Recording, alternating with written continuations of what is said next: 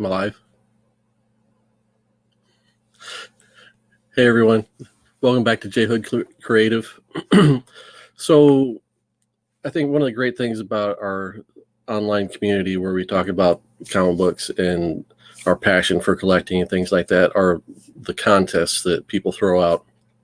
I don't have a whole lot of time to take advantage of everyone, but sometimes the criteria is simple enough and I've got a few spare minutes. So I figured I'd hop in and give a video in response to Big Will's contest. Big Will Comic Books, I believe he goes by now. So Big Will's asked us, how do we budget for our collecting? Or I've heard him put it as, where do you get your money for your comics? And my answer isn't going to be overly complicated. I have a few what I would call revenue streams and a few markets I buy into. Hey, Discovery Bay Comics, thanks for stopping in. I figured rather than do this as a recorded video and have to take time in my really super short week at work to edit something, I figured I'd just jump out, do it live. So thanks for stopping in. So what am I buying and how am I buying it has to do with where my funds are coming from. So for my regular pull, I have like a certain dollar threshold that I'm comfortable spending in a trip to the comic book store. And I've discussed in past videos that my ouchie price is $40. And generally I try and stick to a trip to the comic book store about once a month. I'm dropping $40. And sometimes I might go over, and sometimes I don't get there often enough to keep it that low. But that's kind of my target. So the money for that comes just out of our regular spending. I don't have anything, any special source for that. I go to work, I spend money on bills, pull a little bit out, spend some at my local LCS every once in a while. So there's that. So then there's also what I would call hunting, going out, finding the little sweet spots in the area, checking in the corners, seeing if there's any dusty comic books laying around. Again, that will come out of just our regular savings account, and we'll grab $20, $40, whatever, and just see if anything pops up. If something pops up, buy it, but stick to that dollar price. And I don't do that very often, maybe every, say, 3 months or so. So it's not a real regular thing. Disco, I wouldn't say that I have a regular budget.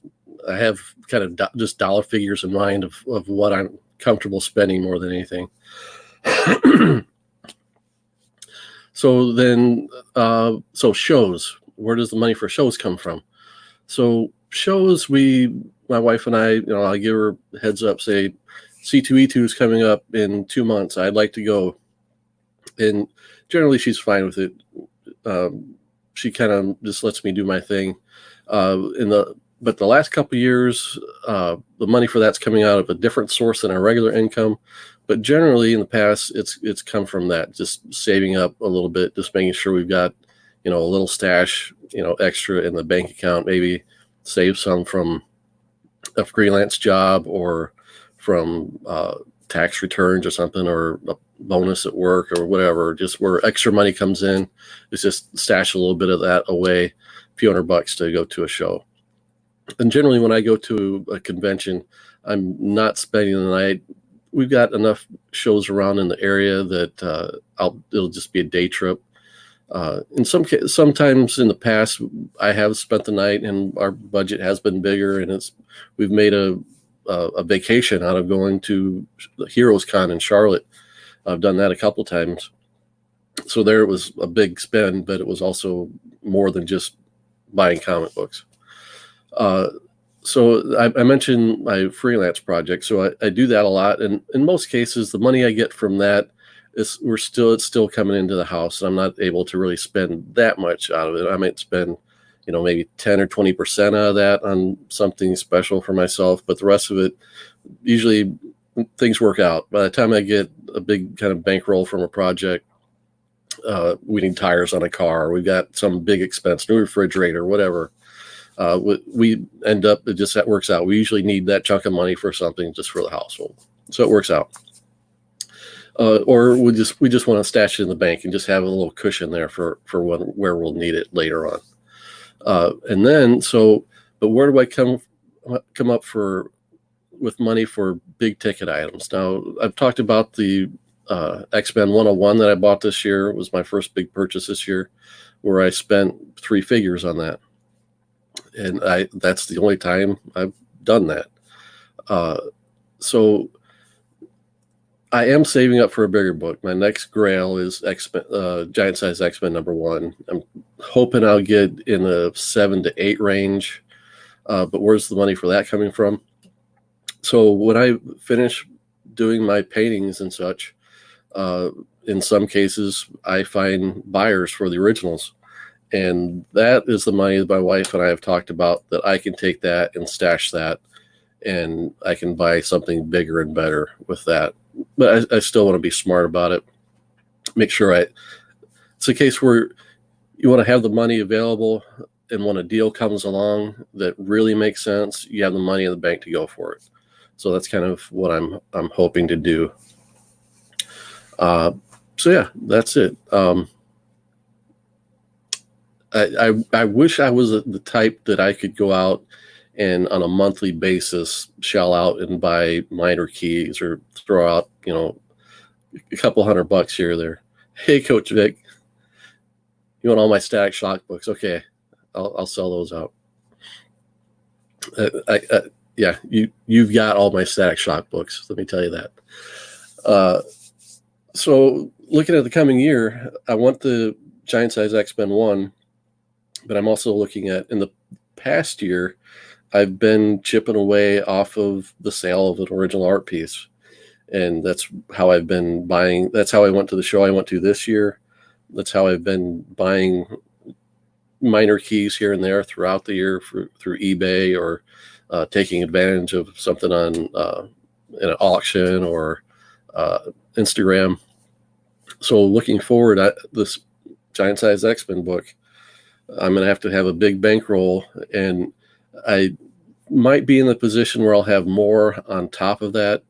And I'm trying to decide if I want to go for another key or just stash it and kind of chip away at it again over the coming year. I do want to go to C2E2, and that's coming up real quick. And I'm looking at over 8 short boxes full of stuff. Actually, I've got 9, more than 9. I'd probably have 10 if I had them all actually in short boxes of stuff I want to sell. So I think I'm going to try and move some of that in January and use that to fund my trip to C2E2 and be able to fund an overnight stay and that kind of thing, so I can hang out with the crowd that's going to that show.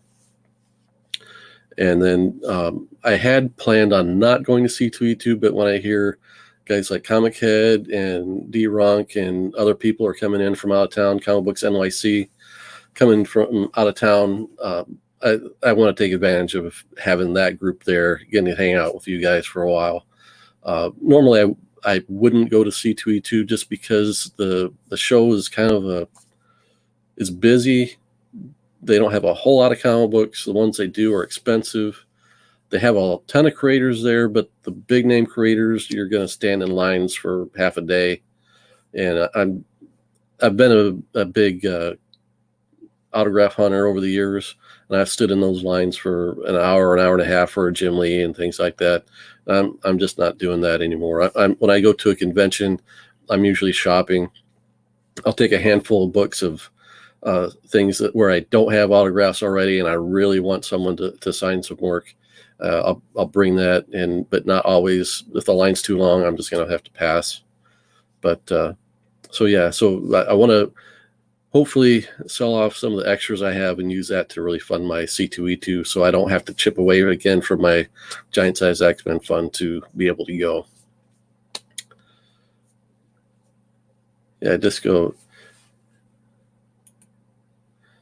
was a blast last year, but very expensive and crowded. Yeah. And So in this area where I'm at, Chicago's 2 hours away. Detroit is 3.5 to 4. Indianapolis is 2.5 to 3. So the Indianapolis show is the one I chose to go to last year. I had intended to go to Motor City in Detroit or Novi, Michigan. I really like that show. They usually have a great guest list and they have tons of comic book vendors. And the last time I went, I found one vendor I really liked that was selling mid-grade Silver Age stuff for $5 or $10 a book. I was hoping to get back to specifically see that dealer.